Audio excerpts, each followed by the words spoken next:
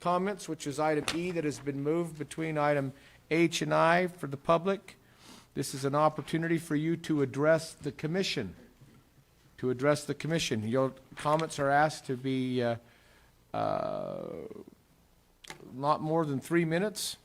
And if you find yourself repeating one another, then we'll ask that you move on to another topic. But 3 minutes is about where we're going to be today. Thank you for accommodating the request earlier. Go ahead. Good morning, gentlemen.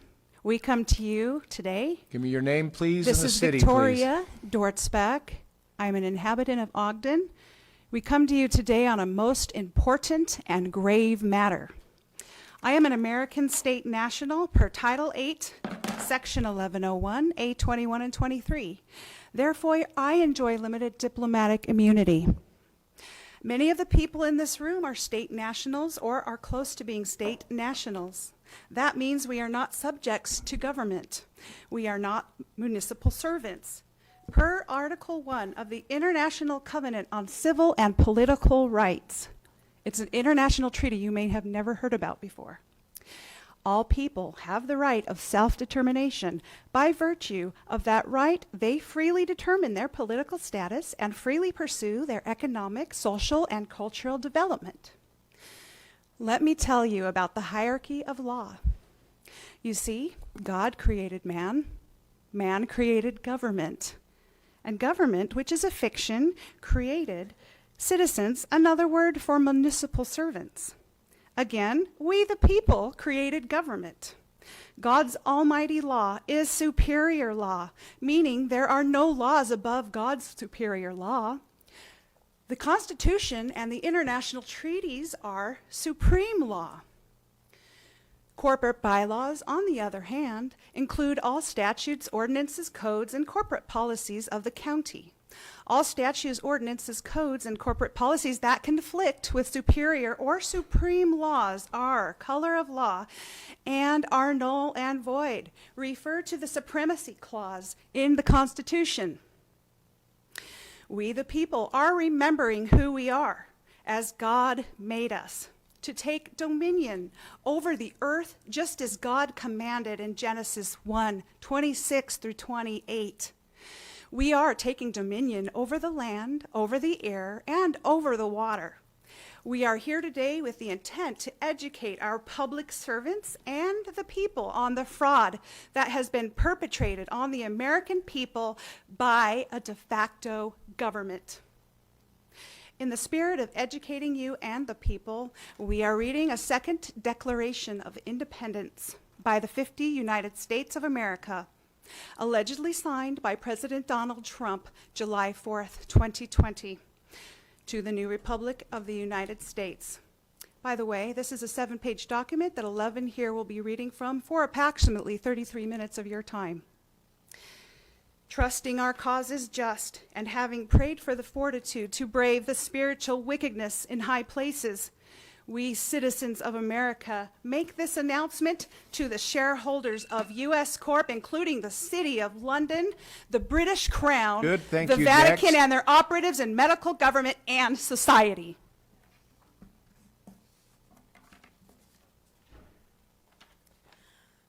A second declaration If you'd give your name and city, please. June Reese, Harrisville. Thank you, June. A second Declaration of Independence by the 50 United States of America, with the utmost respect and admiration for the founders of America and the framers of the original Declaration of Independence.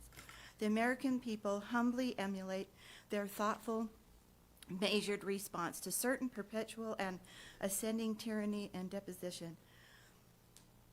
We too believe it is moral obligation of those privileged with knowledge and opportunity to work on behalf of the people, that the people are served best when their benefactors choose unity over division, nationalism over globalism, sovereignty over submission, and liberty over oppression, that all human beings are equal in their innate value, that America was founded under God, and that our God-given rights may not be revoked, suspended, neglected, or abridged without due process.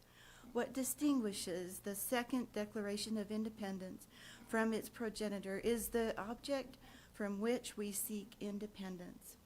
Regrettably, to our great misfortune, shame, and dismay, and despite the recurrent warnings and accorded safeguards, a cabal of foreign investors and privateers have managed to gain possession of our land, our wealth, our labor, our well-being, and our future, and even our children.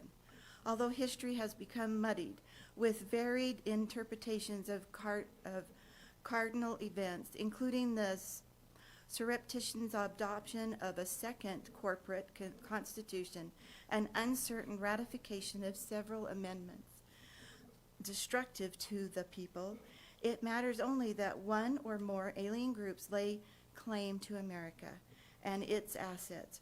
Rather than speculate on motives and weigh unprofitably to biased accounts, unverifiable information, and plenteous theories and opinions, we engage a perfect solution wherein we exact independence from all claimants, past and present, proclaimed, identified, or veiled. As such, the usurpers named in this declaration are representative and not specific or exhaustive, regardless of supposed ancestry, preceded instrument, or process. Although simply enumerating transgressions and usurpations would suffice to justify insultatory recounting significant events reveals important facts that are missing from history. These forgotten facts add insight, perspective, and clarity, illuminating our best way forward. Thank you, June. That's 3. Thank you. Next. Morning, gentlemen. I'm Jennifer from South Ogden. Hi, Jennifer. Good Go morning. ahead. The inevitable Civil War destroyed America's economy, ripped families apart, and cast a questionable shadow on the future of a once promising nation. America was in trouble financially and needed a massive infusion of capital to get back on its feet. A cabal of nation-building venture capitalists from Europe agreed to finance America's recovery, but it demanded an active role in government to ensure their investment. In 1871, mired in debt, Congress worked out a partnership. In exchange for boundless financial support, the foreign investors handled America's administrative needs. Although initially it seemed to be an innocuous concession, the consequences of allowing the nation-building venture capitalists to conduct America's business beyond the protections of the U.S. Constitution proved catastrophic. The investors quickly embedded operations throughout the foreign-owned corporate government, and Washington, D.C. began serving the interest of America's financiers over the people. In 1871, America effectively lost its independence, and the nation-building capitalists became our new masters. By the early 1900s, the foreign investors that bankrolled America controlled the major newspapers and news services, enabling them to shape what is reported and how it is to be framed. They had to cover their tracks before being exposed and repudiated by the people. The nation-building capitalists worked to soften America's imperturbable, elevated system of government. The founders had formed a constitutional republic instead of a democracy, specifically to prevent citizens in the majority from oppressing those in the minority. By doing what is best for their district or state, rather than enforce the majority will, representatives serve all citizens equally, eliminating the noise, division, and violence intrinsic to democracies. Being in control of the narrative, the foreign investors ingeniously promoted the fallacy that America is a democracy, trusting that the deception would lead to unrest and chaos that would make America vulnerable, creating additional opportunities for infiltration and manipulation. In 1913, the foreign investors established the Anti-Defamation League to slander anyone who exposed them and their infiltration into American politics. Of course, that was the establishment of the Federal Reserve Act of 1913. By the way of the 16th Amendment, the foreign investors were granted the authority to tax the American people directly, something expressly prohibited by the original Constitution. That the people would willingly subject themselves to Thank you, forced Jennifer. confiscation of their property. Time's up. Yes, sir, of their property, their labor. Jennifer, please respect 3 minutes. Thank you. Mr. Thank Chair, you. Thank you.